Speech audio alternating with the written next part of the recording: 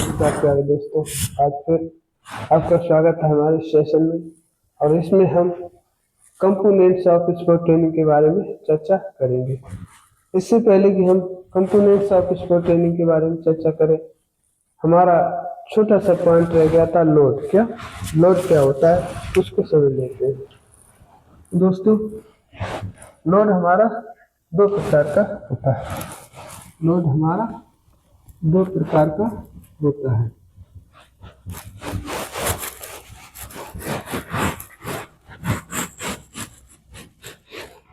Load हमारा दो प्रकार का होता है। लोड एक होता है इनर लोड,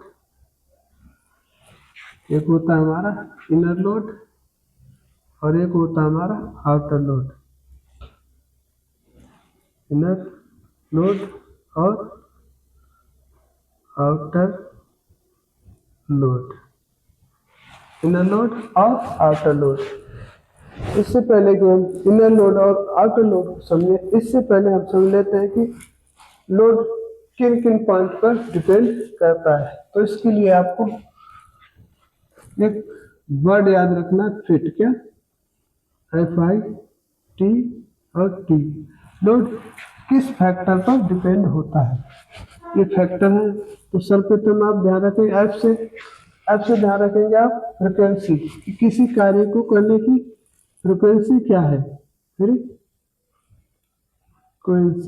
फ्रीक्वेंसी क्या है, उस कार्य को किस फ्रिक्वेंसी से, किस तेजी से किया जा रहा है।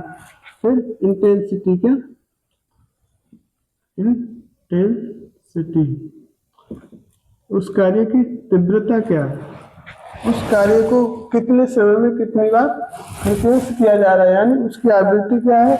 इसके बाद उसकी तीव्रता क्या है, इस बात पर लोड डिपेंड होता है।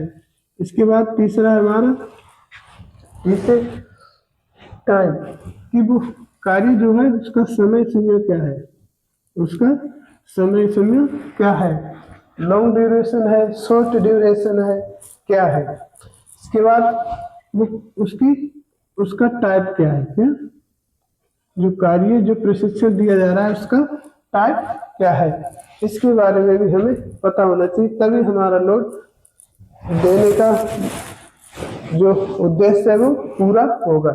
इसके बाद हम बात करते हैं कि खिलाड़ियों को दो तरह के लोड होते हैं। एक होता है इनर लोड। इनर लोड हमारा शरीर से संबंधित होता है और आउटर लोड हमारा जो है बाहर से, यानी जो बाहर के कारक है, फैक्टर है, उन पर डिपेंड होता है। इनर लोड में हमारा आ जाता है पसीना आना। क्या?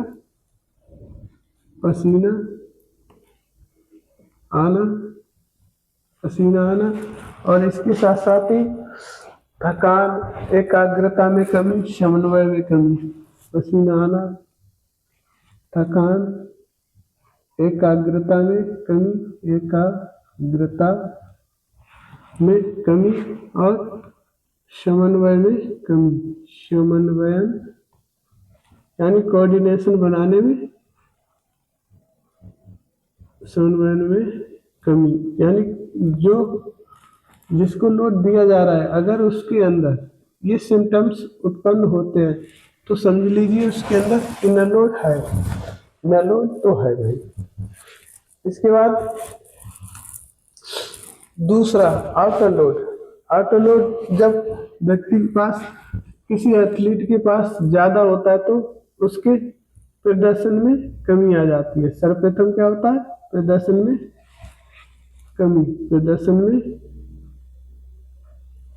कमी। लोड ना तो ज्यादा अच्छा है और ना ज्यादा कम अच्छा है। एक ऑप्टिमम लोड होना चाहिए जिसमें एथलीट अपना संतुलन बना लेता है, जो ट्रेनर है वो अपना संतुलन बना लेता है। ठीक है। सामाजिक वातावरण, प्रदर्शन में कमी, सामाजिक वातावरण। खिलाड़ी का जो ट्रेनर है वो ट्रेनिंग ले रहा है तो उस समय उसका सामाजिक वातावरण क्या है, समाज उस पर कोई प्रेशर तो नहीं बना रहा है। या ज्यादा उसे सपोर्ट तो नहीं कर रहा है। स्वास्थ्य संबंधी काम हो सकता है उसका स्वास्थ्य सही न हो क्या, या स्वास्थ्य संबंधी कारण भी हो सकते हैं दोस्तों, क्या स्वास्थ्य संबंधी कारण, स्वास्थ्य संबंधी कारण हो सकते हैं। और फिर खिलाड़ी की लाइफ स्टाइल, क्या उसकी जीवन शैली कैसी है।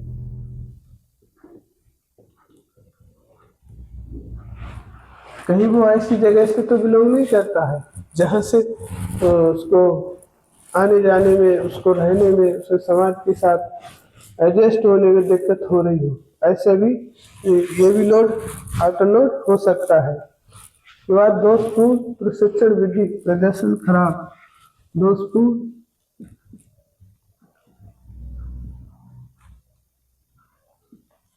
दोषपूर्ण प्रशिक्षण विधि, दोषपूर्ण प्रशिक्षण विधि, प्रशिक्षण विधि ये भी हो सकता है आउटर लोड के। अगर उसे सही विधियों से नहीं सिखाया गया तो भी उसके साथ उसको मूवमेंट्स करने में दिक्कत होगी। रिकवरी का, रिकवरी प्रक्रिया सही से पूरी नहीं करना का, रिकवरी प्रक्रिया ठीक है कैसी है, ये भी उस पर बहुत डिपेंड करती है।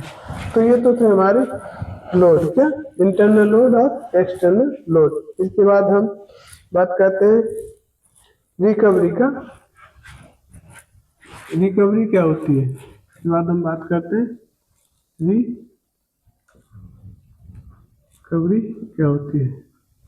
ठीक है, तो रिकवरी के बारे में हम चर्चा करें तो रिकवरी आराम की अवधि है, ये तो आप भी जानते हैं। इसे ट्रांजिशन पीरियड कहा जाता है। यह एथलीट को गहन कसरत, सूत्रों, प्रतियोगिताओं के दौरान लगाए गए तनाव के लिए अनुकूलन है।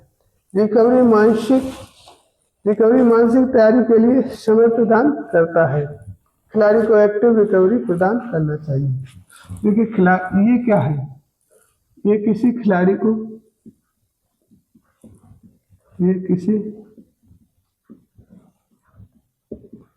खिलाड़ी को क्या करता है, रिकवरी क्या करता है, ये किसी खिलाड़ी को क्या करता है, पुनः रिचार्ज करता है। क्या पुनः रिचार्ज करता है, खिलाड़ी को पुनः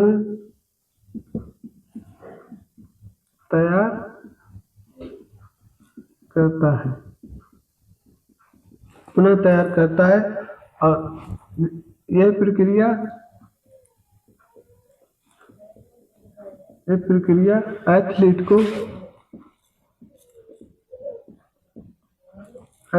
को मानसिक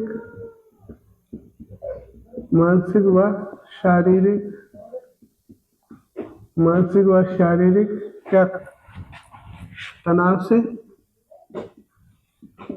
मुक्त करती है, तनाव से मुक्त, शारीरिक व मानसिक तनाव से मुक्त करती है। एक ठीक है, तनाव से मुक्त करती है। और एक खिलाड़ी को एक्टिव रिकवरी लेना चाहिए। कैसी, हमेशा एक्टिव रिकवरी लेना चाहिए।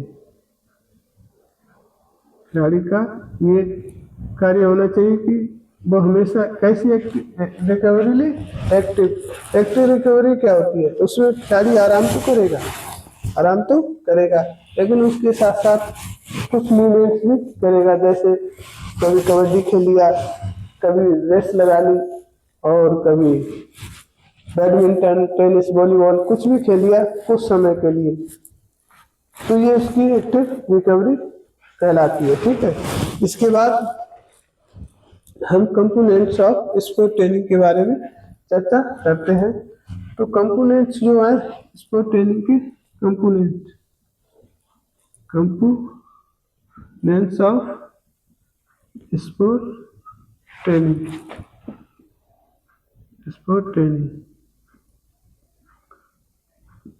तो ये दोस्तों हमारे कितने होते हैं?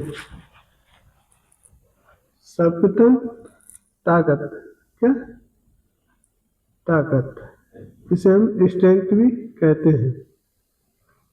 दूसरा गति, क्या? गति, स्पीड, क्या? स्पीड। तीसरा एंडोरेंस, क्या? एंडू, सहनशीलता, सहनशीलता। नंबर 4 फ्लेक्सिबिलिटी, क्या? फ्लेक्सिबिलिटी, जिसे हम कहते हैं लचकता, क्या? लचकता। नंबर 5 कोऑर्डिनेशन, क्या? नंबर 5 कोऑर्डिनेशन, समन्वयन, क्या? समन्वयन भी इसे कहते हैं। ये हमारे कंपोनेंट्स ऑफ स्पोर्ट ट्रेनिंग के होते हैं। और अगली वीडियो में हम आपसे इसके डेफिनेशंस और इसके टाइप और इसको इम्प्रूवमेंट करने के मेथड्स के बारे में विस्तृत चर्चा करेंगे। उम्मीद करते हैं आपको ये सेशन अच्छा लगा होगा। जय हिंद, जय भारत।